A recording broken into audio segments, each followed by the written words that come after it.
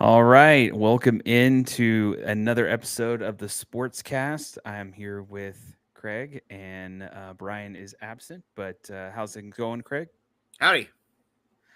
All right, well, we're going to talk about this week is week 7. We're going to talk about the top games, at least the most important games of week 7 in the NFL, and kind of give our ideas of what we think might happen. Any drama that's led up to these games. So let's kind of get into, I guess, one right off the bat. I know you had mentioned it before we came on here, but the Buccaneers versus the Lions. Um, Yeah. That what is your take on that? well, I mean, Tampa has been on fire. Baker has looked like an MVP candidate to start the season. He kind of picked up right where he ended last season. He had numbers that I was very surprised with when I looked him up last year at the end of the season. I heard him mentioned in the MVP and I'm like, Baker Mayfield. And he did it impressively because he was missing Evans, he was missing Godwin. I mean, he did it really with a patchwork of wide receivers. Well, he's going to have to do it tomorrow as well because they're missing Bucky Irving, they're missing Godwin. I'm not sure Mbuka with that hamstring he left last week with the hamstring last week. Detroit, on the other hand, is missing their big safety and Brian Branch from the fallout from the Monday night game with the Chiefs. He comes up and hits Juju right in the head right after in the post game. When you look at that, if you look back at it, the reason why he did it was there was a play kind of at the end of the game where it didn't really matter, and Juju come down and blindsided him and takes him out, and he didn't like it. I get it, but you just can't take that into your own hands. You're gonna have to you know, send the tape to the NFL, let them handle it. Branch is known. He's had some questionable hits on some people. He's kind of has that mark as a dirty player, and so they suspend him for a game. So he appealed it, and they said, "No, you're gonna miss Sunday." So it'll be interesting to see that. I think that game is going to be fireworks all the way around. Tampa's put up 30 a week. Um, Detroit's good defensively. We'll see what Gibbs and Montgomery both had a rough game against Kansas City. Not a whole lot of productivity out of either one of those guys. Normally, those are the workhorses, both running and passing. But I think it's going to be a really good game. I totally agree. I think this is going to be an amazing game. I think that Baker is, we've talked about this week in and week out when it comes to the Bucks, and kind of what Baker Mayfield's been able to do with this team. Kind of a resurgence after kind of being thrown away a little bit and just kind of, just not really taken seriously after, the whole stint with Cleveland. So, like, it's been interesting. The Lions, on the other hand, they I didn't realize how many injuries they had in the Mm-hmm. secondary until I watched Lots. the Kansas City game, and people kind of made a big deal about that game. They kind of were like, "Oh, Kansas City, here we go," and I'm going, "Yeah, I do find it odd that they went up against a banged up team a little bit Yeah. when it comes to the Some questionable secondary." calls too. Yeah, yeah. Brian and I talked about that. We mentioned at some point, when that was going on, that it was kind of an interesting thing because you're watching their offense take off, but then you're kind of going in the back of your head. You're going, well, there's no penalties called, which is I Right. didn't realize till after the game, and I'm going at this day and age in the NFL, how's that possible? Yeah. Not one called start. Not one No, no, holding. yeah, Not yeah. nothing. Right. It's very weird. It was Nothing. so weird that Yeah. I think it hasn't happened since like the what Yeah. I 70s, I think, or something Yeah. crazy. I can't remember a game when there hasn't been anything. I Yeah. mean, now So maybe like a penalty that Detroit doesn't accept or something to that effect. There wasn't even that. There wasn't even any calls that were against Kansas City at all that Detroit had the opportunity to decline, and it just didn't show up in the box. There was not one single flag thrown to the Kansas City Chiefs the entire time. And that's you look back at the game, I can find something somewhere. I mean, that block from Juju, I mean, it's a blindside block, clearly. Yeah. I mean, their Branch wasn't even in the play. He's coming down to it's a run play to kind of center the ball, and really nothing going on, and Schuster just comes and unblasts, Branch. I mean, it's a blindside block. It's the definition of one, and it's not called, and so it's a big win for Kansas City in the situation they're in the division they're in. That division is tight. They already had a couple losses, and it's a huge win for them, and definitely helps them boost into their season. But yeah, Detroit's secondary is decimated. They had the play at the start of the game where Goff rocks down the line and they snap it and throw it to him and he scores, and they call some kind of a legal formation or legal deal and wave off the touchdown, and Detroit's got to settle for 3 right away instead of having 7. Just a lot of things went on there that you look back and go, if you really watched the whole game, Detroit had a better opportunity than what it looks like. So I really think they give the Bucs deal. But I mean, also with the secondary being battered up, is Tampa, able to throw the ball and move the ball up and down the field like they have against everybody. I mean, they've averaged 30 a week, and they're just, so yeah, it's good. I mean, I look at it like this is going to be interesting. I do think that the Bucs will exploit some of the weaknesses going on with the Lions, but it's going to come down to, can the Lions, Goff, and this offense really fire on all cylinders, right, to combat that detriment to them on defense? And so they kind of weren't able to in that Kansas City game. Some of that also is momentum kind of shifting away. So like when that happened with the penalty and on Goff and all these other things that were happening, those were momentum changes. It was like, okay, now we, instead of getting the 7, now we're settling for 3. That's kind of a detriment. There were a couple of other, interesting play calls too. So it's just, it's interesting. I hope that they kind of, if we're going to take the Lions seriously, you've got to be able to combat any weaknesses that are happening during the season that are out of your control. So in this case, can you control the ball and keep Baker off the field? And maybe limit his possessions to where we know when he has the ball, he's going to be able to move it. So we're going to run the ball a lot. We're going to move. It's going to be a slow-paced game. We're going to try to hold on to the football to keep Baker off the field to where he can only have half the normal possessions. If he normally gets 10 or 12, let's try to make it 6 or 7 and limit, and then maybe get a stop here or a stop there and win the game that way rather than just get into a shootout. And because if you really just get into a shootout, you're probably gonna lose.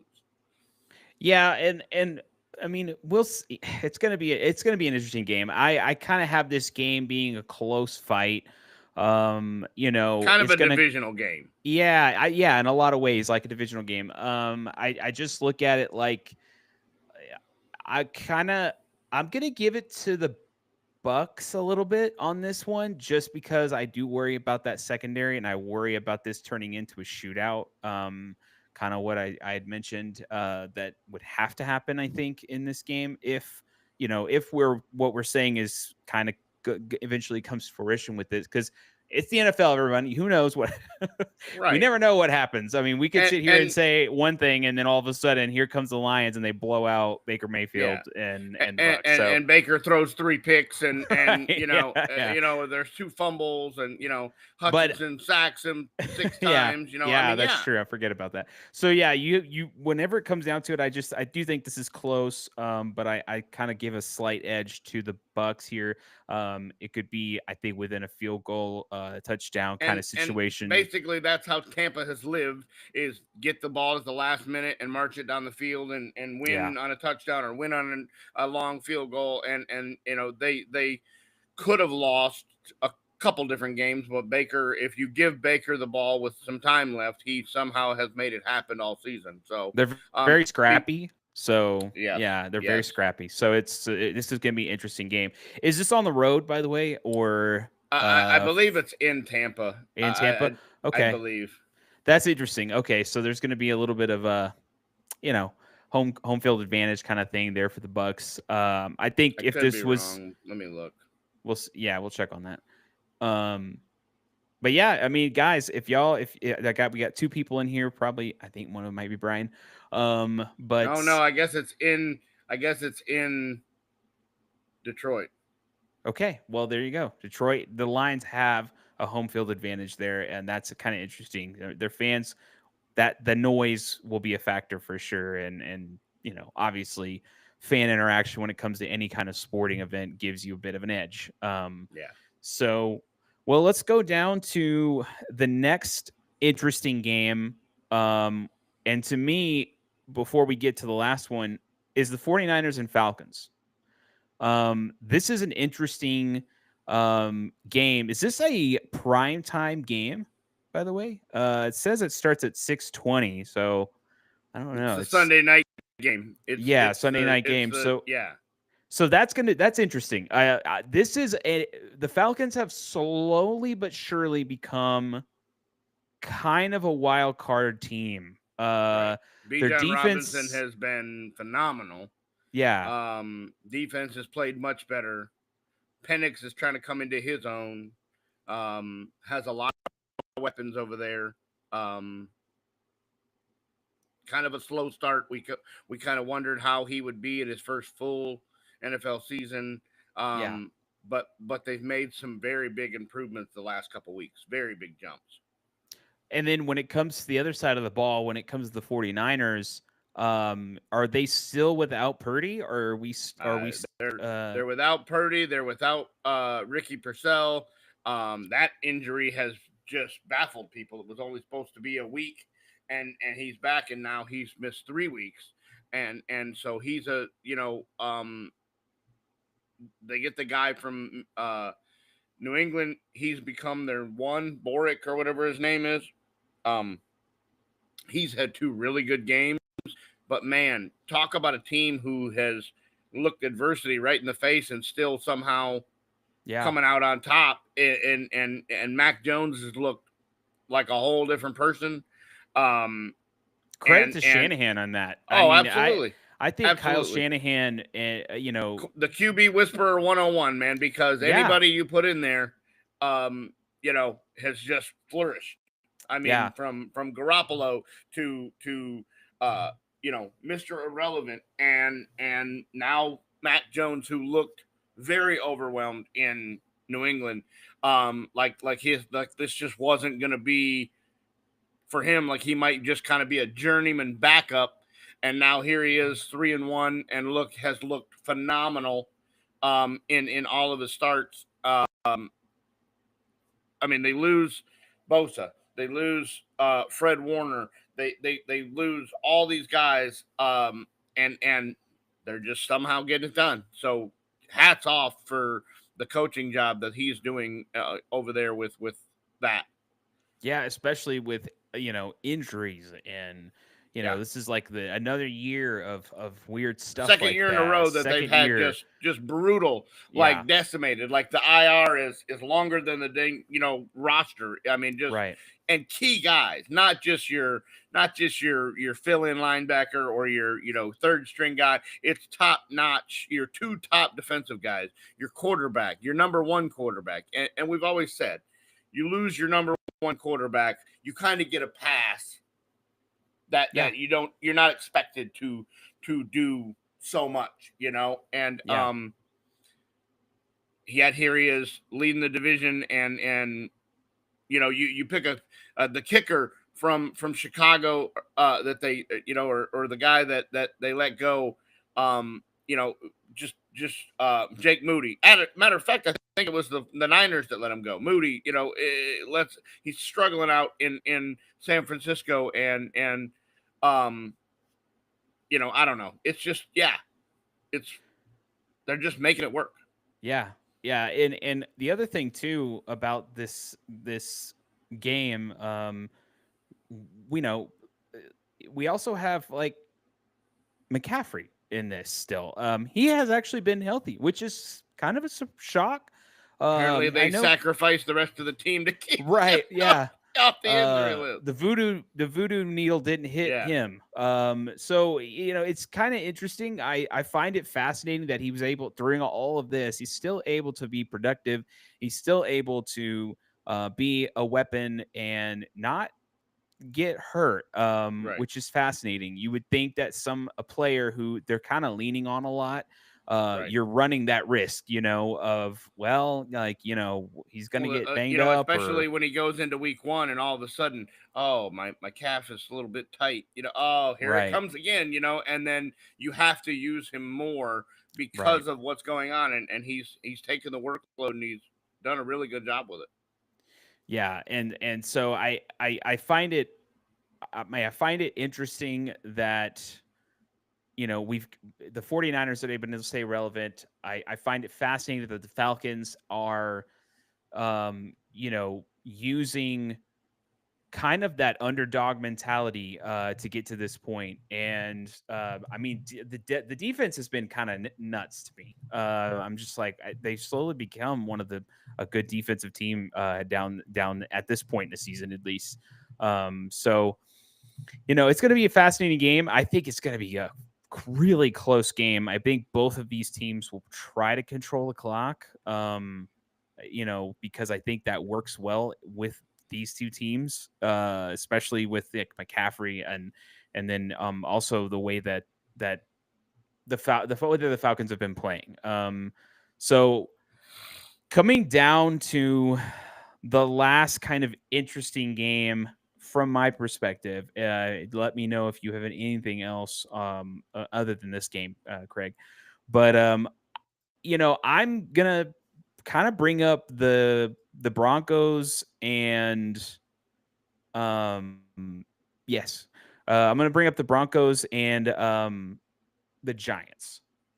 Um, so do you know what's going on with all this, or maybe I'm the only one who has kind of really dived deep into this?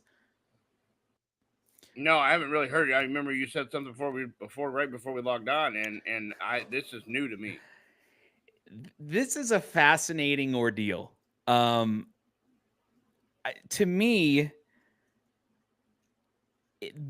this all started with a comment made during some press stuff leading up to this game. So practice stuff, kind of what they do when they get on a podium. They talk about what they think, what they're expecting, how practice has been going, so on and so forth. It's kind of a big week for the Broncos.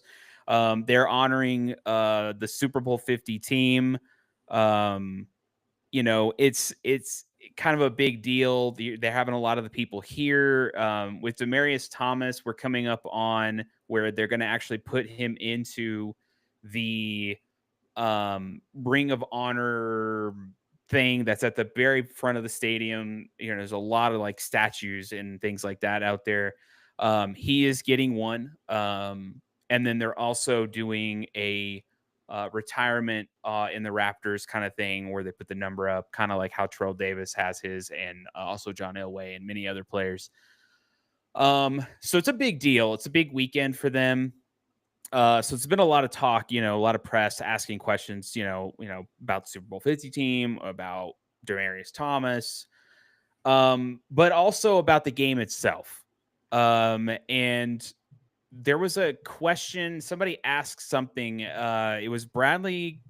Uh, it was Cooper, one of our offensive line, our defensive lineman, outside linebacker kind of position. He's opposite of Nick Bonito. And so one of the questions that were asked to him in one of these interviews was about Scadaboo and Dart, and just kind of how they've been, interacting and running around, and Scadaboo's acting insane, and there's gold chains being shown, and a lot of hoopla, kind of noise, right? they asked him about that, and then particularly about like how Dart likes to be mobile, create plays and things like that. And what Cooper ended up saying was, it's kind of not verbatim for the quote, but he was like, "Oh yeah, it's a lot of noise. We know how to handle mobile quarterbacks. We played many mobile quarterbacks in multiple games, that kind of thing." After that, then you just started open up the flood work of Giants fans now are all over social media, just completely attacking Bronco fans. Bronco fans are attacking Giants fans. And I've never seen this kind of thing before. It's kind of getting to a point where you have actual New York Giants media writers getting in on all this. And I'm going, okay, here we go. Like, here we go. I don't know what's going on, but then you have Nick Benito talking about delusional fan base, all this stuff, then deletes a tweet. All that kind of stuff. There's a lot of noise. And I'm going, where did any of this come from? We're not rivals with you. We rarely play you. Occasionally there's a year or two where we don't, or where it's like the Cowboys. We don't play all the time, but when we do, it's like once every 2 years or something like that, and for some reason we have a lot of noise of, well, you didn't beat Radler. I think the Giants lost to the Saints or something. And then you have, oh, well, y'all barely beat the Jets, and y'all lost to Daniel Jones. And it was like, where is this coming from? So there's a lot of buzz. There's a lot of heated things. You have players saying things. You have fans saying things. You have sports media writers saying things. And it's just like a big craziness. And I'm going, on top of all of that, you have these ceremony things going on Friday, Saturday, Sunday. You have, where all the Super Bowl 50 guys are going to be there on Sunday. They're honoring a player who's passed away, was also part of that team. So it's like, all that being said, and you have this noise and this whatever, and I'm just like, this is a crazy thing. I really hope that there's not an all-out brawl, because it seems like there might be. It seems like somebody's going to get mad somewhere, and someone's going to try to pull similar to what we saw with the Kansas City game in a way. And I'm just like, I hope we don't see that. This is an interesting game to me. Ultimately, I'm a Bronco fan, but also as a football fan, as a sports fan, this will be a fascinating game. You have these two players with Scatterboo and Dart. They're starting to make a lot of noise. They're getting a little flashy. It's kind of reminiscent to like kind of how the Cowboys were in the 90s, with Dion and the Flash, and the way that they've approached these last few games, especially this last game. That's kind of how they, are kind of portraying themselves. Which I do find fascinating, because it's a team that hasn't really done anything in a good while. They've had no excitement, really. They completely missed on Daniel Jones. That was a big. They wasted Saquon Barkley's career. Not totally. He won a championship, yeah. But still, he was early. I mean, that's who he got drafted by. So, but that's not who he won a Super Bowl with. So there you go. Right. Right. And it's kind of, to me, there's a lot of interesting components to this. The Broncos are coming off a game where they sacked a quarterback 9 times. Nick Benito has 8 sacks. It's wild to me.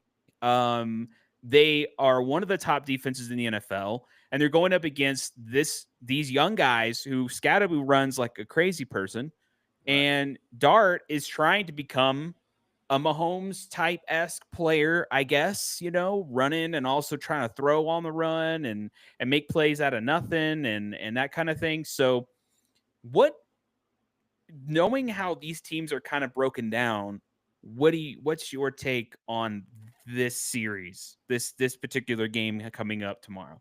So it's very weird because Scattaboo, you didn't really hear a lot about him leading up to the draft. He had a pretty good playoff run with a team that doesn't really go to the playoffs that much. Isn't known for powerhouse college football, so he made a name for himself. He gets drafted higher than you would expect, but he comes in and he's basically the backup running back to a guy that this Henderson guy in New York, Travion Henderson or whatever, and all of a sudden, first couple weeks, he uses his opportunities and really makes a splash, starts powering through people and making some big runs. Well, all of a sudden, he's now the guy. He's the one. And the offense is still struggling. They're not winning. And basically, the head coach goes, I got to make some kind of splash here to save my job. This is a last-ditch effort. I'm going to bench Russell Wilson, and I'm going to go with this young kid and throw him in and see what happens. And all of a sudden, kid wins his first game, looks okay, looks pretty good. Then they lose, but he plays okay. And then all of a sudden, here we come, and they just dog walk Philly.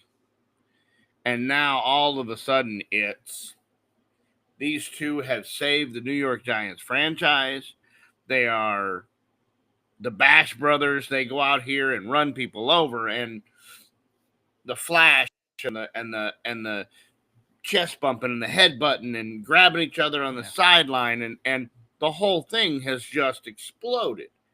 And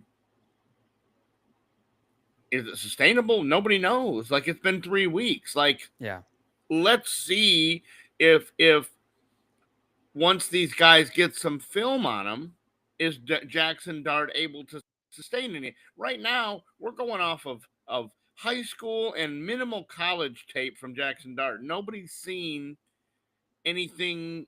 They don't know the guy. They don't know what his tendencies are. They don't know what deal. And is he playing okay? Yeah, but it's not something that I would go, oh, they're gonna take the Broncos out behind the woodshed, ruin their weekend. There's no. I mean, I would be shocked if they beat the. And now, if they beat the Broncos, great. Hey, maybe they are for real. Yeah. But am I starting a social media war because of these two rookies? No, absolutely not. Like, it's just not. You don't have enough information on either one of them to be able to sit here and say we've arisen. We've arrived, and we are going to take the league by storm. And I believe that's what they believe in New York, is that these two guys are just taking the league by storm and going to shatter every record and win a bunch of games and revive the New York Giants back to the Phil Simms and Lawrence Taylor and days of that deal. And I just don't. I mean, are they okay? Yes. Can they win some football games? Yes. But I still think they're a couple years off. And I think once the league, just like here the Washington quarterback struggling, he's not lighting the world on fire. We've talked about the struggles that the guy in Houston is having. He's never been the same other than Stroud. He hasn't had luck. So once people start to see, listen, Scattaboo's great, but are you going to be able to run through people like that for a long time? No, you're not. That's not a sustainable. You better start avoiding some tackles unless you're going to have a 2-year career or a 3-year career and just leave it on the line and be done. Because these guys are too big, too fast, too strong to run the way he's going to run and make it for. He won't even make his first 5-year contract. The way he's running.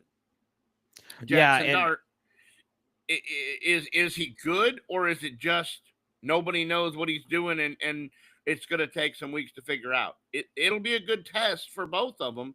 But am I sitting here with my chest out if I'm a Giants fan going, we're going to come in and we're just going to, you know, I mean, the win for the Eagles was great, but I also think it was very bad at the same time because it gives them a false sense of, oh, we just beat the world champs, and not only beat them, but we took them for everything. They were never in the football game, and that's a huge false sense of swag that they've got. And hey, man, shout out to those guys for having that kind of confidence and everything like that. That's great, but you're gonna end up starting a war that you can't finish by starting this whole social media thing. Yeah, and the thing is I think it was really the media that set this up. Right. Because they asked a ridiculous question to a player who's been in the league for a good while. He plays defense. The defense is very good. They're very confident, and the way that the sports media kind of phrased it, yeah, was like, "Oh, what are you gonna do to stop those guys?" And when you're saying that to a defensive-minded team that is one of the top defenses in the NFL, especially when it comes to pressure, we're gonna do the same thing we've done for the first 6 weeks of the season, right? And we're gonna see what happens. Like we faced many a quarterbacks that run. We've done pretty well against them. Nobody's torn us up. Jaden Daniels hasn't torn us up. Jalen Hurts hasn't torn us up. We know how to play against those guys. We have film. We're going to do the best we can with the hand we're dealt. And right. Nothing he said is wrong. Nothing he said is right. controversial. He just said, hey, we're going to stop them like we stopped the other mobile quarterbacks we face. And the other thing was middle of the game, if that's not working, then we're going to make an adjustment at halftime and try it again. Yeah, and I think Dart had somebody asked him a question, and he was kind of like, they're a dangerous team. So he kind of stepped back a bit. I thought he might go step into that and kind of still feed it. I'll tell you, but he didn't do it. He didn't do it. Yeah. I mean, now when you watch those guys interview, they do chest out like we're here and we're and that's fine. You can be confident, right? But let's not jump. Let's not put the cart ahead of the horse here. That we haven't done this for 2 seasons. This isn't like a 20 game stretch where those two are on fire. It's one, and we'll see now if they can come out and perform and put up good numbers against a very good Denver defense. Good for you. Yeah, I'll give them credit there. I will say if that happens, I'll give them the credit for sure. Scadaboo worries me a little. Not necessarily Dart. It's just more of the way Scadaboo plays. Right. There's a particular player that we haven't had all season so far. We don't know yet if he's ready to go. It was more like he practiced limited. I don't know if it was limited or what, but he was questionable for the game to start, which was Greenlaw. He is a run stopper. He played with 49ers, I think, for a while, and he's the one thing the Broncos have been missing all season to this point is him. He is a person able to stop the run. He is a person who has been able to kind of solidify the middle of that field, which has been a problem all season. That's why the middle of the field has been like, you want to beat the Broncos? Attack the middle of the field, because that's their problem right there. That has been our issue. So Scadaboo kind of worries me a bit with that. If Greenlaw's in this game, then I'm not so worried about it. But if he is out, that is a little bit of a problem. They're going to have to really clog up those lanes and block and really kind of set that tone on the line so that he can't just bust through stuff and just go nuts or catch the ball. That's the other one. Let's not forget, the Giants are missing a huge part of their offense in Malik Neighbors.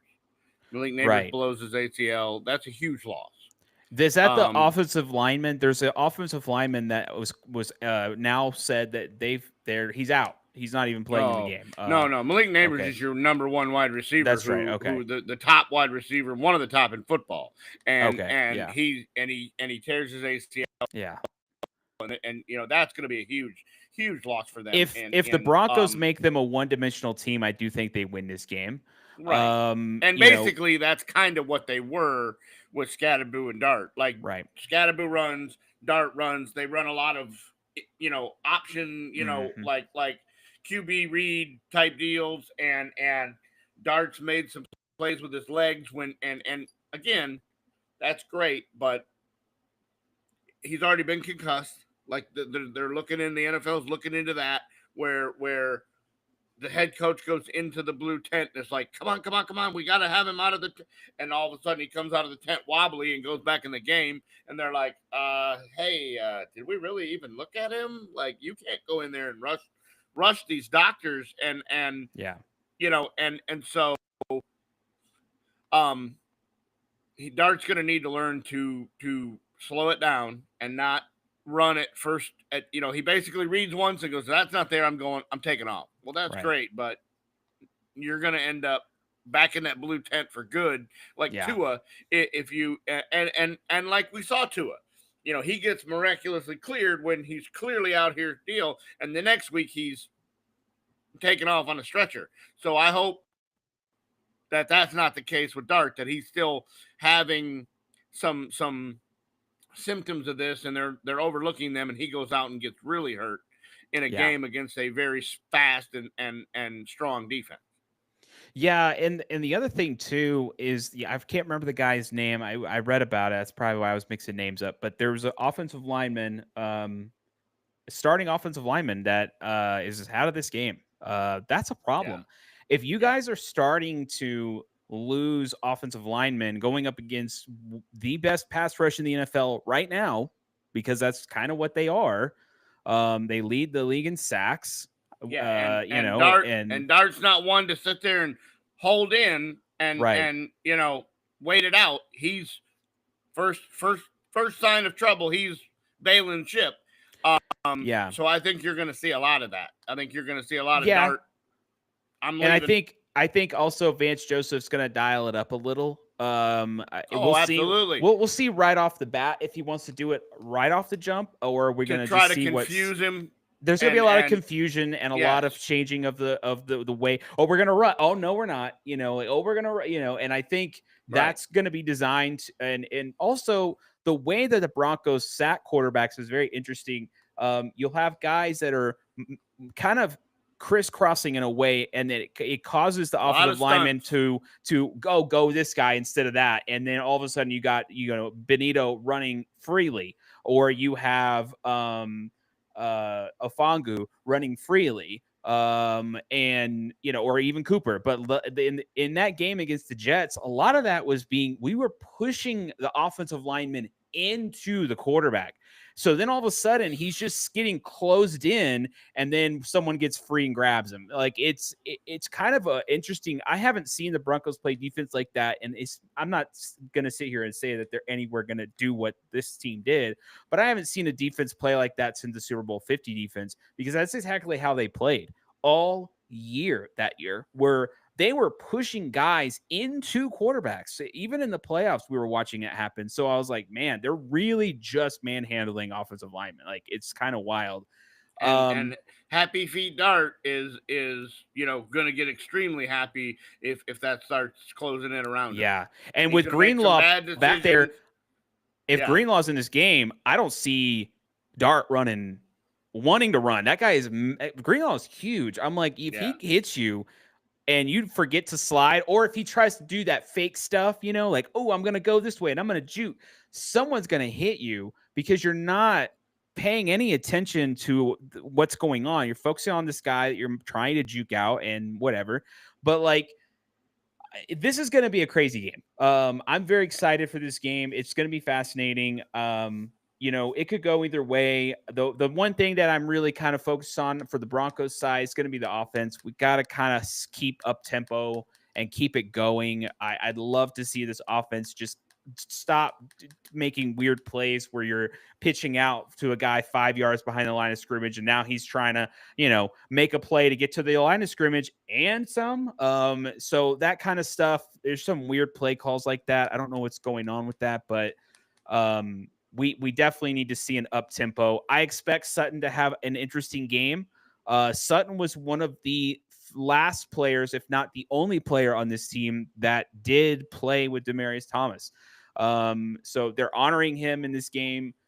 I think Sutton might have a crazy game, just because that was his guy. He's still keeping a lot of those traditions still to this day, a part of the Broncos that Demaryius Thomas ensued. So it's, listed in the way that they did stuff. So he still does that, which is very interesting. So he looks up to him. Basically, it was he was like a mentor. So right. I expect Sutton to have a big game in this. And I expect the Broncos offense to really just Giants secondary fast. not known for locking people down, right? And the Broncos secondary is pretty good. I mean, you got PS2 on one end. You have the new rookie is starting to kind of come in on his own as well. So it's going to be an interesting game. I think this might be a touchdown game. I am always kind of like hesitant to say we're going to blow this team out, because anytime I've thought that, somehow it's close. Right. I mean, go back and look at the Jets game. Yeah, I thought that was going to be close. Or not, I thought that was going to be that easy one, but it wasn't for some reason. But again, we're in London, so whatever. Weird things happen when you start traveling like that. But yeah, it's, I'm excited for this game. I think this was the next big exciting game after the ones we talked about. It's the social. If anybody wants to look at some interesting stuff, go on Twitter and type in Denver Broncos versus Giants, and go look at the hoopla that ensues with that, and the amount of just crazy talk that is happening from the fans to the sports writers to whatever. Just go look. It's hilarious. It is a crazy mess of two teams that aren't rivals.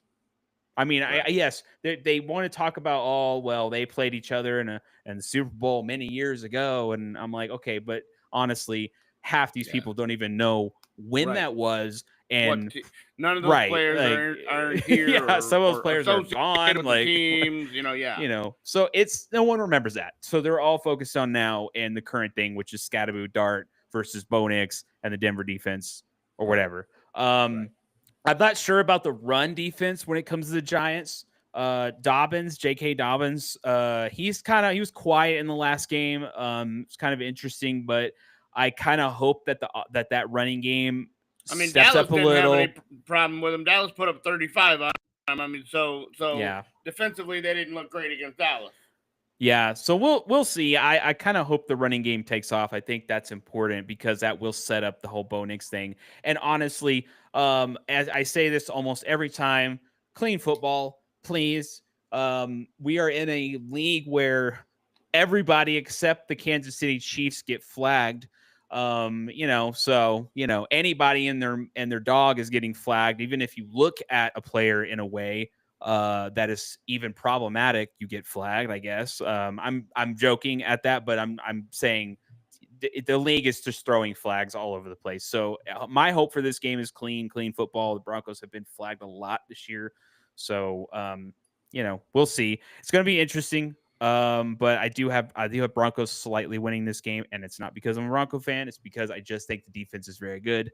And they can at least limit Dart, and I think Scatterboo, even if Scatterboo had a game, I think the Broncos could, as long as they could just limit him and just kind of force him to make tough, have to be constantly being tough all game. And then also, let's not forget, the guy lost the ball twice in that Eagles game. I'm pretty sure he fumbled twice in that game. And so to me, it's like, Scatterboo plays tough, but he's also not protecting the ball. And you cannot do that with a very veteran defensive team where it's a mixture of veterans, a mixture of rookies, and even that middle in between players. Like you have the PS2 and you have the Benitos and stuff like that. Those are middle of the road. They haven't been in the league too long, but they're also not veterans. So it's like, but he's got to protect the ball. Because if you start loosey-goosey with the ball, they're going to get you. I'm sorry. They're just going to get you, man. Like they know how to do it. They know how to attack. And if they see you're being loose with it, it's a matter of time. The Eagles saw it, and they didn't take advantage of that, but they saw it. So, anyway, well, we'll get into, I think one of the things you wanted to touch on was Tennessee, and kind of talk about the coaching thing that was going on. Monday, all of a sudden, out of nowhere, the Titans fire Bill Callahan, and you're like, what? Wait a minute, why? This team wasn't, or Brian Callahan. You go, hey, this was expected to be a full rebuild. Like Right. you just drafted Cam Ward. You went and made a little bit of offseason moves to try to help them out a little bit. But this team wasn't expected to come in here and make a playoff run or win a division or these were long-term moves. And then all of a sudden, out of nowhere, you're gone. And they name the interim guy, but I mean, obviously he's not going to hang around. They'll be in a coaching search after the season. But it's just a shocking move that you got some guys that you think about being on the hot seat. The guy in Miami, maybe the guy in New York before all this stuff with Dart and Scatterboo come along. You look at all these things and go, those are the guys that should be on the hot seat, and all of a sudden Brian Callahan gets let go. It's just very, very surprising to me. I don't know if ownership wanted something done a different way, and he's like, nah, we're not doing that. We're doing it my way, or what happened, because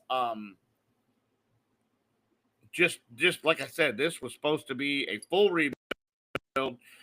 Here's a few years. We got you a good quarterback. We'll rebuild the roster slowly. This was supposed to be a long-term deal, not Tennessee coming out of the gut and winning the division or anything like that this year. So I was very shocked to see Brian Callahan be the first one to go this early in the season. No, and I was shocked as well. I think we even did a short about that, actually. I think the fan base is, who knows? I think it's possibly also a fan base thing, where no matter what, it's going to be like, get him out of here. Like he can't figure it out. He's not helping our Cam Ward. He's what's maybe happening. That was it.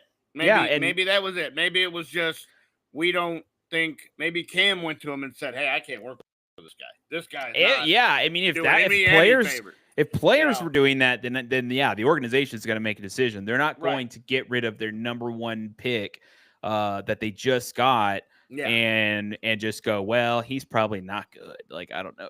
It's just and it is odd. Because when he's had time, Cam Ward's looked really good.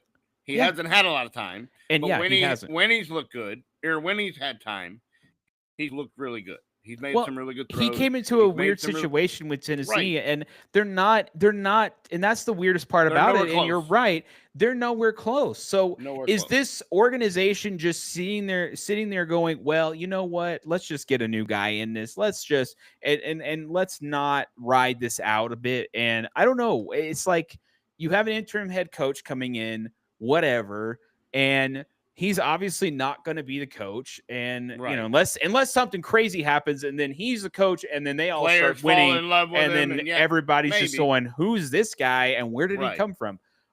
So I don't think that will be the case. I think this team is going to continue struggling this year because, again, this is a rookie quarterback. This is a not so great offensive line, and they're just going to struggle. I mean, you can't facilitate a team that is built on a lot of young talent and again, maybe not the best right now. So it's going to take a long time. They are in a rebuild, and to fire a coach during rebuild basically tells your fan base, well, this guy is not going to be the guy, that he's not good. He's we see something. We really didn't like him to begin with. We held on to him just because, and we decided to not, deal. And who knows? Maybe Callahan didn't want Cam Ward to be drafted anyway, Maybe. and they said, here, we're going to give him to you. We'll give you, some time to work with him and see it our way, and he never saw it his way. I don't know. There was no real reasoning given. I haven't heard anything. I haven't read any articles that were like Callahan went against management or management heard some rumors from the plate. Like there's just been nothing. It's just been quiet. It's just been Callahan's gone and this guy's going to be the interim and we're going to go from there. So I just and thought we it probably was a real won't. weird move. No, we probably won't. If you haven't heard it by now, you're probably not going to. The only time I could maybe see something coming out is when the season's over and there's nothing going on, and then somebody just slips up on a live stream or on some random podcast, or somebody catches Callahan in an interview, right? On a if he goes and does TV work in one of the studios, and they go, "Hey, man, what really happened?" And he's like, "Let me tell you." It's kind of insane. We'll see what happens. I think the fan base as a whole is probably. I think they're like whatever. Like they're like, okay, cool, like whatever. Just bring in a new coach and let's see what happens. I don't think the fan base is really. It would be delusional to think that y'all were gonna be anywhere near playoff ready or anything. Yeah, no. So I think as a fan base, if it was me and if I was a Tennessee Titan fan, which for a long time they were kind of my second team, that I kind of liked them. I don't know why, but if it was me, I would just kind of go, you know what? Sure, let's do that. Let's find a quarterback centric coach or a certain kind of coach that we know, right? Like a Josh McDaniels type or something. Maybe not like I'm a friend and not a coach, but the next Shanahan. Right? Like a Kyle Shanahan or something like that. To where he's going to mentor this quarterback in a way to be successful in the NFL so that his career is good, the franchise is in a good position, and it builds pieces to make them relevant again because they haven't been for a while. Not for a long time. And so, yeah, it's going to be interesting. It's so weird to see a coach fired so quick like that in the season. Right. You kind of see it towards the end. And like you've heard Josh, the guy in Miami, you've heard, hey, hot seat every week. Yeah, he could be fired. And I would have thought he would have been the first one. Like you heard nothing leading up to Callahan is on the hot seat. Nothing. Right. No one said anything about that. He was not. If you went to Bovada, if you went to the all these Kashi, websites and betting on coaches to be fired, Brian Callahan was nowhere on the list. You could have got him for 1,000 to 1 because nobody saw that coming. And all of a sudden, pow, Monday morning, just gone. You're like, what? Yeah, it's kind of crazy. Well, do we want to kind of touch on a few other topics? I think one person, there were 4 people in here watching at one point, and now there's a third person in here. They just came in. If you just came in, we did talk about the kind of top 7 games in the NFL this week. Mostly was about the Broncos, about the Lions, Broncos and Giants, Lions, and 49ers, and then the Falcons. Lions and Bucks, Falcons, and 49ers. So we kind of talked about those 3 games as a whole. And so if there's anything else you want to, let's see, somebody send something. Hopefully it's not spam. Oh, okay. So M2 Wild Ones is in here. I'm going to put his deal up here. Okay. If he's talking about Callahan as the coach, as what's going on, and I think so. And the only silver lining to that is I think bringing in a head coach to make sure that Cam Ward's has a successful career. Maybe something to go off his skill set, right? And I think maybe the way that Callahan coached, I'm not sure. Was he a defensive type of coach? I think so. Then I think that's kind of the thing. That might be why. Because as much as you're a great coach, if you're kind of a one or the other, like Shanahan is an offensive minded coach. He's a quarterback kind of coach. Sean Payton, same thing. But then you have like let's say Mike Tomlin, right? He's not right? He's a defensive kind of guy. So his whole thing is, well, we're going to have Bill a really good defense, and then the offensive coordinator is going to be that's going to be your guy. Like that's who you go the talk coordinator to. So, and the QB coach. That's the guys I'm going to let. I'm just going to turn it over. That's not my will. He'll oversee stuff. He's still a coach, but he's not going to be hands on. Sean Payton's not hands on with the defense. No. Yeah, he sees things and he may have an input, but Sean Payton's not going to go to the defensive coordinator and be like, "Look, I'm telling you what to do." So it just we're running zone today. Right? It's not happening. If that's the case, then that makes sense. The fact that he's not there makes sense because if you're really wanting to make sure, if you see these teams like the 49ers, you see this team like what's going on in Denver with Sean Payton, you see offensive-minded coaches being able to mentor quarterbacks and get them to a successful position, then yeah, even go back and, for a while, I mean, it was Josh McDaniels was pretty good. He's good at trying to communicate that as well. So with that makes sense to kind of get, because that's going to make him successful. I'm sorry, but it's going to make Cam Ward better as a whole. You want your quarterback to start off good, because if he starts off bad and then all of a sudden, they just say, whatever, go, and they trade him for whatever piece, and then all of a sudden he does well. If he pulls like a Daniel Jones, right? Or he pulls a Baker Mayfield too, where he's going off and having fun and doing whatever on another team. You don't want that. So them getting a new coach, I think, is a smart direction there. Outside of NFL, do we want to talk about baseball a little bit? It's been some playoff craziness going on. We're down to kind of the end here when it comes to the World Series. There's already one in. Dodgers are in. They swept. That was shocking. It was shocking. It was shocking. As hot as they had. If somebody would have told me the Dodgers were going to win, it wouldn't have been shocking. But if somebody would have told me the Dodgers were going to come in and just sweep them, I would not have seen that coming. Yeah. And the performance by Shohei Ohtani in the clinch game, things legends are made of. 6 innings, no runs, 2 hits, 3 homers. The legend of Ohtani just rose.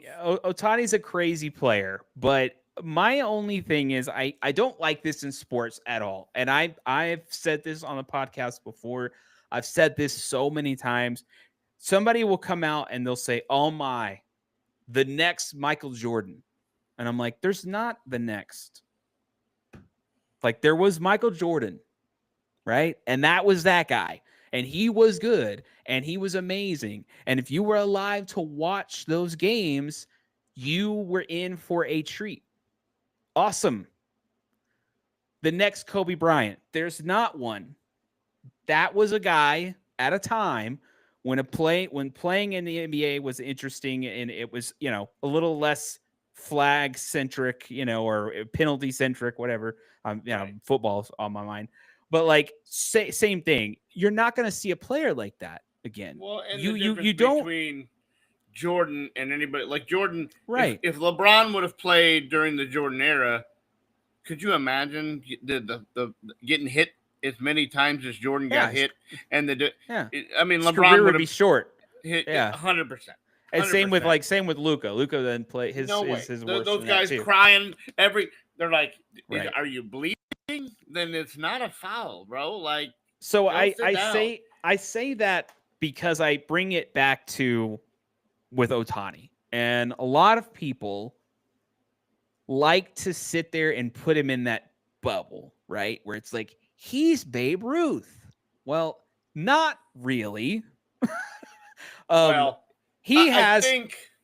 It's the position of pitching and hitting. I get it. And I get it. It hasn't happened since then. But I will say this much. If you're comparing somebody to Babe Ruth, he has to have done this his entire career. He has to have done this exact thing that he's done, where he has gone to a playoff, gone to a World Series, possibly won that World Series. He was in no man's land with the Angels. Like, they were irrelevant. And he was doing great things, but it was meaningless. Meaningless. He was doing interesting stuff, but it meant nothing because they would never win. They were never going to win a World Series. Poor Mike Trout has talked about as the best player in baseball for how long? Oh yeah. He's gone down with the ship at this point. I think he made one playoff appearance and they got swept. Yeah. The guy has had, and he's had a lot of injuries. He's missed a lot of games, but it's crazy. About a career. About a career that could have been so different. Yeah. If he's with any other team other than the Angels.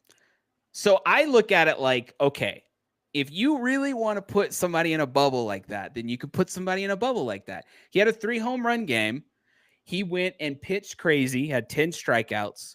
Right. And he had a 3 home run game, which I don't think Ohtani has ever had a 3 home run game. I'm not sure. I know 2, but I don't know about the third.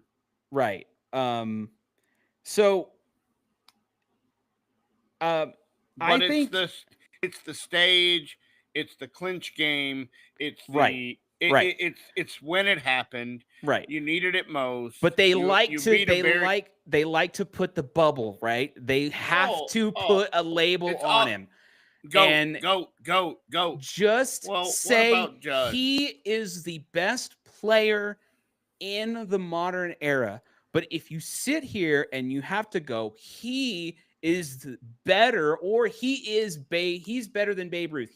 That's a lot of, they always have to go to that because of what he did. So I was like, okay, if we want to go down that road, I looked at the stats and it is mind-boggling how good Babe Ruth was compared to Ohtani, where I'm sitting there going, okay, Ohtani has the luxury of analytics. Babe Ruth didn't. They played a game where there was none of that. There was no analytic. You can't sit there and go, well, statistically, if they throw here and there, whatever. Like, Babe Ruth was one up there sometimes drunk.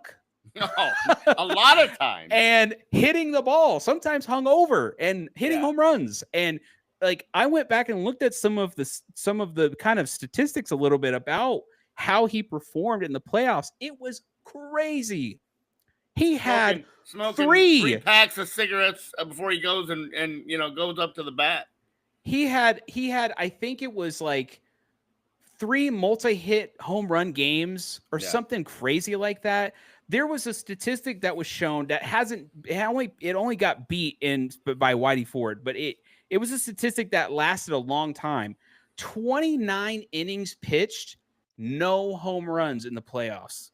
That is wild to not give up a home run. He had a 0-point-something ERA, and I'm like, that's insane. Crazy. Yeah, that's crazy stuff. So when you put all these things together, Ohtani has had an amazing game, but you've got to stop putting the label on people and saying, oh well, he's the best of all time. Well, if you say that, then you have to compare him to all of the great hitters that ever played. All of the players. And I think it's the whole unicorn thing where he pitches and hits. And nobody really does that. You've never really seen it since Babe Ruth. But Babe Ruth, my thing with Babe Ruth is he did it consistently. And Ohtani's already had Tommy John. And they're creating rules for him. The Ohtani rule. You can pitch and DH at the same time. So we don't have to remove you from the Ruth game. Never was able to do. You couldn't have him do that. We're making a rule just for Shohei Ohtani so the Dodgers can use him in the game. And I mean, let's be honest. You don't think that's why the National League went to the DH is because Ohtani goes to the National League and they're like, we got to find a way to put him in. Where's he going to play? Because he can't pitch right now because he's got Tommy John. So we're just going to speed up the DH to the National League didn't have the DH for 100 years. Shohei Ohtani goes to the National League and they're like, hey guys, we're going to try something different. We're going to put the DH in the National League. Why? Oh, because Shohei can't pitch, and he would have to miss the entire season if we didn't do this. And so we're gonna help the Dodgers out, and allow them to use this guy, and he's going to win MVPs and be called the greatest that ever was and ever will be, and somebody will come along and in a year and all this will be deal. Yes, that game in a clinch game, phenomenal. Things legends are made of. That's something you don't see. You know, Aaron Judge's playoff performances, he's had some good ones, but he's had some real rough ones. Right. You know, and in a clinch game like that against a team that was predicted to go to the World Series, and you have the first inning, you strike out 3 guys, you walk up, you go to a 3-2 count, and that second home run he hit, I still don't know where that. I don't even know where that ball landed. That ball was obliterated. Yeah. Obliterated. The sound of it sounded like a missile coming off the bat. I just went, oh, okay, all right. There's not too many people that can hit that. Like, I don't know what kind of cement mixer that was that he threw, but he just unloaded on that ball. That ball left the stadium. Yeah. And the thing is, like, I think whenever we talk about like greatest of all time, there's so many.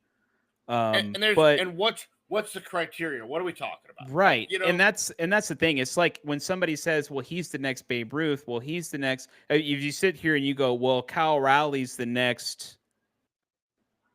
What? Like, what?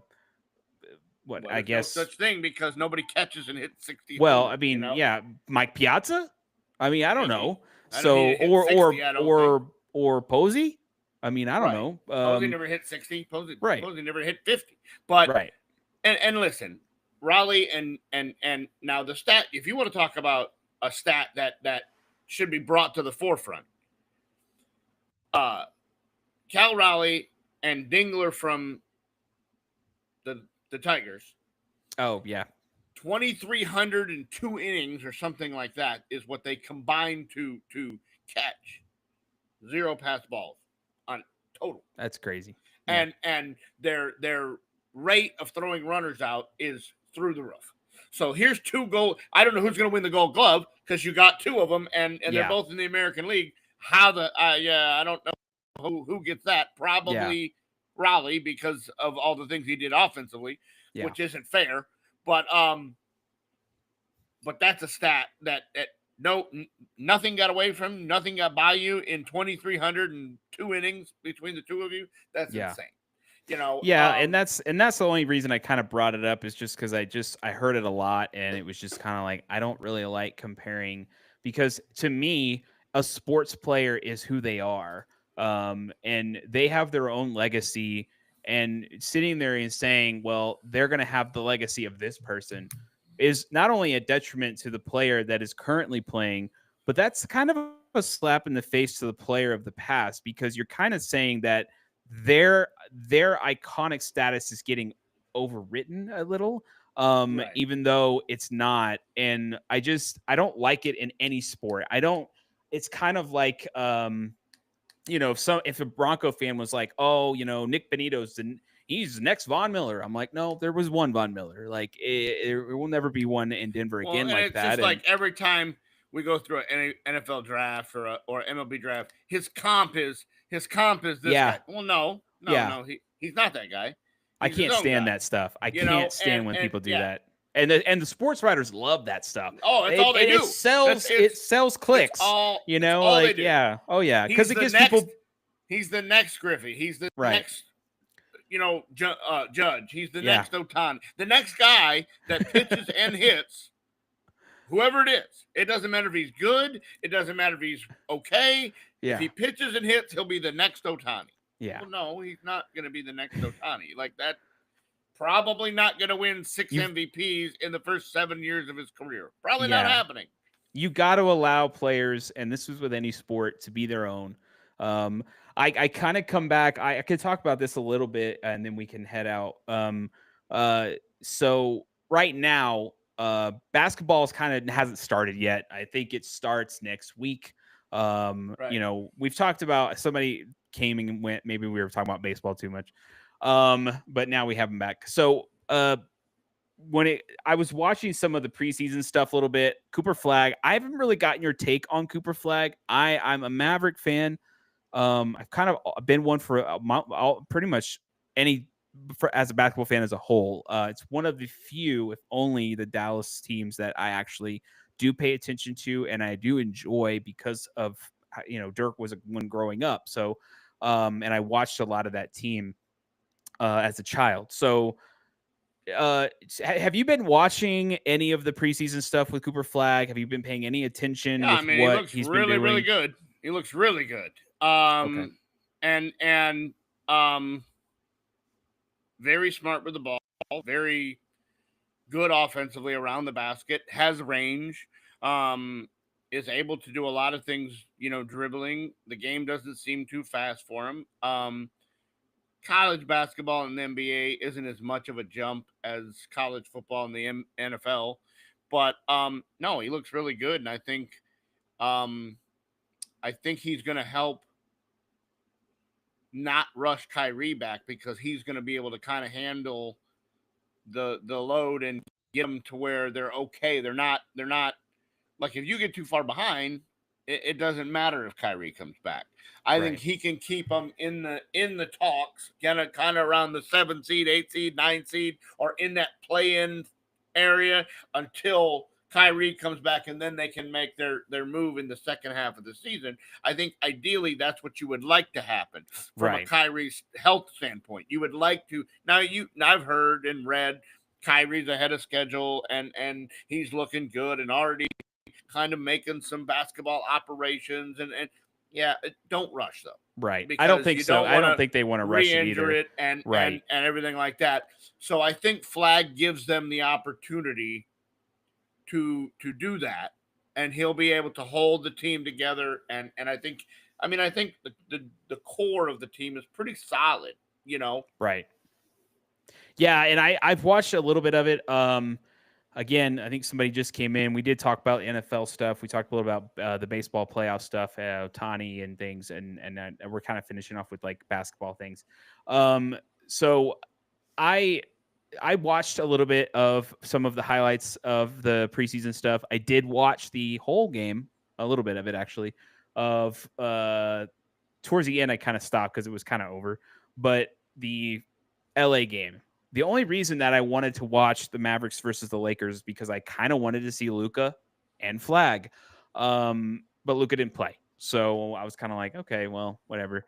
But I'm excited to see how this kid plays as a whole. I think that he is going to be a lot of people are going to immediately compare him to Luka Doncic. I think their play styles are completely different. Luka he kind of makes his own stuff and he goes, Flagg is his defensive. He's kind of honestly with Cooper Flagg, he's an all around player. And I said this to Brian on the phone the other day. I said, what I like about him is he's an all around player. One of the problems that the Mavericks had, and I know a lot of Mavericks fans don't want to talk about it and say it, right? Because it's such blasphemy to sit here and say, Luka wasn't, but he wasn't an all-around player. Like, I mean, gosh, he had to score a lot of points. Yeah. And the moment we played against a team that can shut you down, that's when we lost, right? We lost in the finals because we went up against a defense that completely locked Luka down and he couldn't score 50, 60 points. And once Kyrie couldn't play defense. No, and that was my problem. Once you put him on defense, like he's not doing anything. He's just low past him. Okay. Like a traffic cone is what and so defense. in my set, if you go back and look at even the Boston team that won, go back and also look at the team that just recently won with Oklahoma and look how those guys play. They can score and defend. Yeah. You got to have that. And now the NBA has changed tremendously from years ago. There's nothing like you used to get to 100 and that would be you'd win every game if you get to 100. Your average score was 92 or 93, 93, 89, 93, 87, something like that. Now it's they've got 75 at halftime. What are we doing? Yeah, there was a crazy. Yeah. Is this a McDonald's shootout? What are we doing? Why was 75 it's the Harlem at halftime? Globetrotters. Right. 75 at halftime. What are you talking about? Like Yeah. a 30-point quarter used to be, oh my God, a 30-point quarter. Yeah. Now it's, if you don't score 30, what are you doing? Like, well, why are we struggling? Well, Yeah. because that's not normal. You're like, what the heck? A 30-point, the average is 120, 125. If you don't put up 125, you ain't in. And Yeah. how many blowouts do you see? I mean, 125-75, 125-85. What are we? You never used to see that. Never. No, and the other thing too, when it comes to just kind of the basketball stuff, is like I just look at it, especially when it comes to the Mavericks. People want to sit here and say, well, I told Brian this. I heard some people sitting there saying, well, we're still going to do the fire Nico chance, and I'm like, can you just stop and leave it alone? Like the thing is, it's over. He signed an extension. He's not coming back to Dallas. A lot of people thought he might. He's not. It's over with. No, and he's gone. He will never play for the Dallas Mavericks ever again. Ultimately, I will say this much about the whole thing. If it wasn't for Cooper Flagg, I could understand the hoopla, right? I could understand fan base being upset and mad.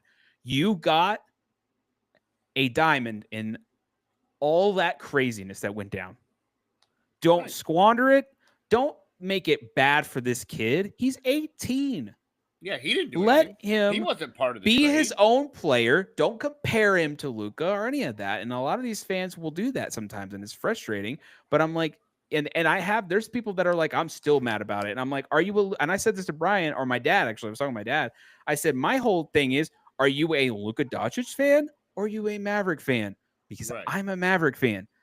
I'm not a Luka Doncic fan. If you really look at it, I think they kind of won. Like, I think, yeah. I see at least before you didn't see what he was looking at. Yeah. Now you can at least see the vision and what he's trying to build. And one of the things that I brought up to Brian, I don't know if I ever said it on here or not. Maybe I did. The Mavericks and Cooper Flagg are in a better position to make a run in the NBA right now than the Lakers. Right. I'll say that much. And mainly because they are 1 year away from not having LeBron James. He will retire and whatever. Should have retired 2 years ago. Should have retired. And he will do his own thing. That leaves Luka Doncic with whatever they have. And if I had to sit there and think about it, it took the Mavericks 7 years, 6 years, 7 years, something like that, to get to a finals. A long time. And we went through a lot of players to get to that point. And a coach, by the way. And so the whole NBA is fixing to change. Durant's on his way out. Curry's on his way out. All these guys that have been big for years are on their way out. I look at it, I'm like, okay, you're going to have to build a team to work with Luka. And the problem with being not a two-way player and a one-sided player with Luka Doncic, and he can assist and all that, right? But he also can score, but he can't play defense. When you have that at a point in time in your career, you either are going to be still good in a way, kind of like a LeBron or whatever, where he still averages, he still does pretty well. Or are you going to be like a Carmelo Anthony where you just die off, right? And it's like, oh, now you're 30 and you're just not getting those kinds of points anymore. You're just not as, you're kind of pushing it to where like your prime's kind of done. So I don't know. It's like, do the Lakers have enough time to withstand a 6 to 7 year to get Luka back to the finals? I don't know. It's very fascinating. Who knows? Once LeBron's gone, if Luka doesn't like JJ Redick, he's gone. Possibly. So I don't know. We'll see. I do find it as a Maverick fan, and I brought this up to my dad. I brought it up to my wife as well. I find it a slap in the face that he decided to take his health seriously now, right? And all of a sudden, that's all people are talking about. is like, oh man, look how good he looks. He's all fit and ready to go. He's on Men's Health magazine. And I'm like, if you say that you were such a Maverick for life guy, buying a house in Dallas, ready to go, why do you take it seriously now? Is it because JJ Redick called you out after the playoffs last year on the exit interviews? And he didn't say him by name, but he said, we're not in playoff shape. Or are you just trying to sit here and do a revenge campaign to try to get back at the Mavericks for doing it, right? I mean, so I don't know. To me, it's like you could have been doing that here in Dallas and you didn't. And, granted, now we have Cooper Flagg and I'm fine with that. And I'm totally good with that. But it is a little bit slap in the face from a guy who said he was all in, right? He was Matt for life. He was all about the fans, but he couldn't do that for a fan base. If they asked Dirk Nowitzki to get lean and build some muscle, he'll do it. Like, I don't know where. Don't underestimate the D'Angelo Russell signer and Max Christie signing either. Yeah, D'Angelo Russell's a big one. Yeah. Yeah, two big pieces. So it's exciting. And that's the thing, as people kind of playing both sides here with it comes to Cooper Flagg. And I honestly think that the Mavericks are in a better position than the Lakers are. And Cooper Flagg, as a rookie, is in a better position than any rookie that has ever come in the NBA. Because if you look at it, they just are in a rebuild team and they don't have this kind of talent on their starting roster like that.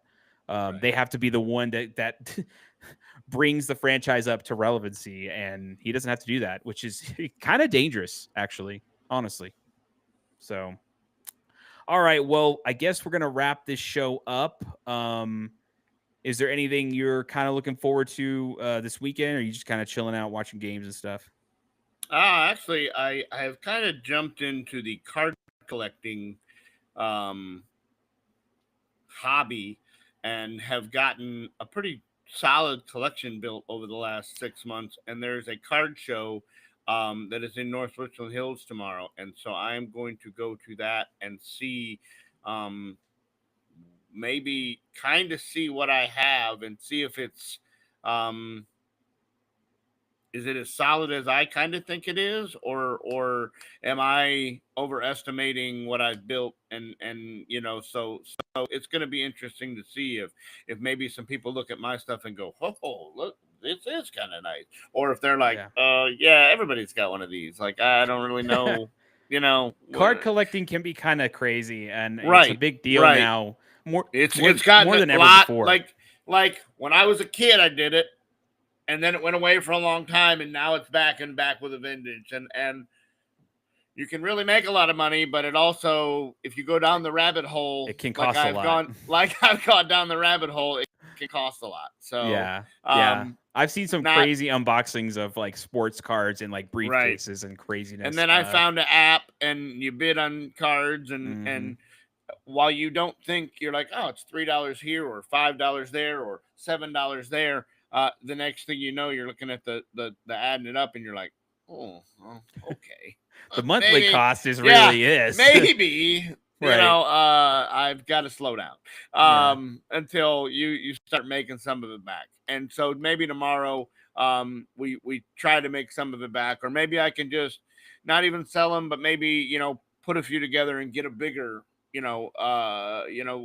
there's a lot of different variants and these downtowns and things that are really cool looking. I've got we'll have to do a clip or a video or something of like, some of your collection, or just like, kind of just showing them and things like that, showing and seeing it, the grading. I think some of them have been graded. You have that. Some of them are graded. PSA grades and stuff, which is crazy. And there's a difference. I didn't realize this too. There's a difference in who graded it, whether it's PSA top of the line. Yeah. Your SGC, maybe not as much.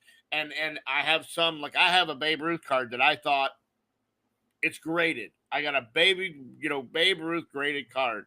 And you look at it and they're like, that grade from that people, they kind of give those out. Like that maybe not worth more than about, very little. When you think I have a Babe Ruth card in my collection that's graded. Yeah. If you tell somebody that, they're going to be like, I'm listening.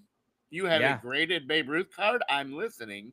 But I don't know. And maybe tomorrow I show up and somebody looks at it and goes, that's the one I've been looking for. I give you whatever you want for it. I don't know. That's what I'm going to go tomorrow and find out is it like a mixture of sports, or is it baseball and different? I have football, basketball, baseball, hockey? Not too many, a couple hockey. I got a Brett Hall, and I was looking for the Ovechkins, obviously. Ooh, you know, those are popular. I've got a bunch of Griffey. I love him. I've got a ton of Ellie De La Cruz. Just absolutely have gone down the Ellie De La Cruz and the Ronald Acuna rabbit hole. Have a Judge. I have a really cool. I think you'd like it. Trophy hunter Aaron Judge card. Yeah. That is really really cool. And have some Ohtani. Some Skeens got in early on the Paul Skeens wagon. That's a topic of another episode right there. He could be 100%, gone. 100%, and he should be. This year, if this year did not tell him everything he needed to know, where he went 10 games without letting up more than a run and didn't win any of them, I don't care if Pittsburgh backs the Brinks truck up. Deuces, I'm going to go win somewhere because I'm wasting the best years of my career. He's going to win the Cy Young maybe with 8 wins or 9. I mean, it's going to be something crazy because his ERA is minuscule. It's wild. That's crazy. So you're going to the card show, and I think Brian's going with you, or is he? I don't think he might be going with you. Right. He had said something about going. We'll see. You know, I mean, he had some stuff going on today. We'll see if it still comes and pans out. But yeah. Okay. He talked about going with me. Okay. Well, if you get a chance to plug the show while you're out there, we don't have business cards or anything. We should have business cards. We need a QR code. Yeah, with a QR code, just scan it and then follow. That'd be awesome. Well, guys, we are done with the show. We're gonna sign off here. I just wanted to wish everybody a good weekend. Enjoy football. Enjoy baseball. If you're still watching the series going on between the Toronto Blue Jays and the Seattle Mariners. Mariners are up 3-2 in that series, so they are 1 win away from advancing and playing the Dodgers. So that's interesting. Not really a Toronto fan, by the way. I'll save that for another episode. And so yeah, we're gonna sign off, and we just wanted to thank everybody for tuning in. Like any of the other content, I will cut this episode up into different videos so that you'll have different different things to watch. So the football one will be its own and stuff, and then so we will be back on Tuesday, or y'all do Tuesday's episodes, correct? Okay, so Tuesday they'll kind of Wednesday morning.